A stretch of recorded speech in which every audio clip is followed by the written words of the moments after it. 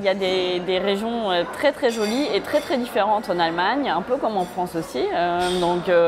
Dans le sud, il y a plus des montagnes. Ça peut être l'Allemagne de Louis II de Bavière, beaucoup plus au sud, avec ses châteaux un petit peu à la Disneyland. Mes grands-parents habitaient en Allemagne du Nord.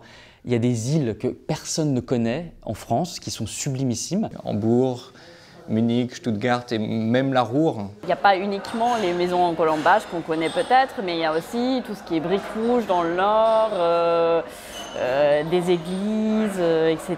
Donc des choses qu'on connaît peut-être pas forcément. Les endroits sont vachement plus verts aussi, dans les villes c'est vachement plus vert. La rue que j'ai en bas de chez moi, il y a plus d'arbres, j'en suis sûr, dans cette rue que dans Paris tout réuni quasiment. Surtout il y a Berlin qui est une ville où on peut faire vraiment plein de choses. L'ambiance de Cologne, il y a un vrai buzz dans la ville, une ambiance de fête tout le temps. Une ville où on peut faire la fête relativement facilement. La fête, alors bon, si j'étais bavarois, forcément l'Oktoberfest, qu'on appelle en France la fête de la bière. Avec 6 à 7 millions de litres de bière qui sont descendus et quelques saucisses. On est au bord du Rhin et tout le monde fait son barbecue, on se prête des chips et de l'eau pour éteindre le feu. Ils aiment faire des soirées entre amis, en accueillant même tout le monde. Moi je trouve que les Allemands ils sont vraiment accueillants. Tout de suite les gens m'ont parlé, ils ont cherché à savoir pourquoi j'étais là, ce que je faisais comme études, etc.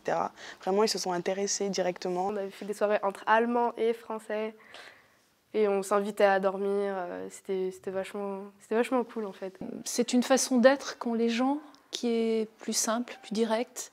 On se sent tout de suite à l'aise. C'était vachement intéressant, c'était vachement bien, c'était ouais, convivial.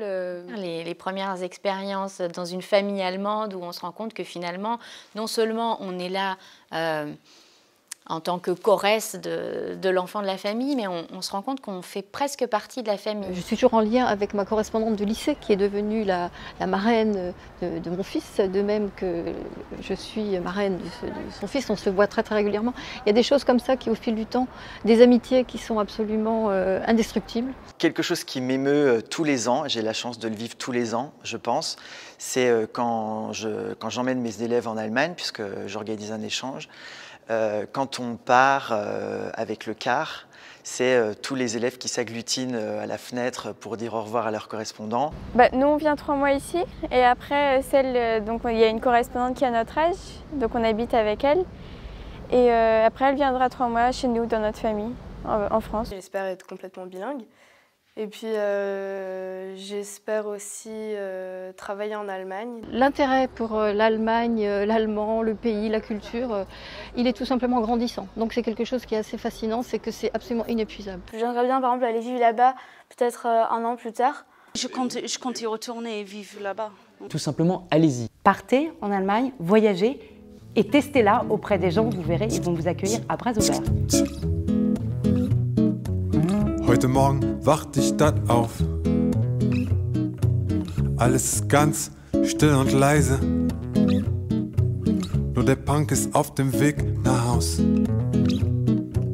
und ist froh, komischerweise. Eine Bierflasche in der Hand. Nimmt ihm der Hund ohne Leine. Überlegt, wie er die Party fand. Heute fühlt er sich gar nicht alleine.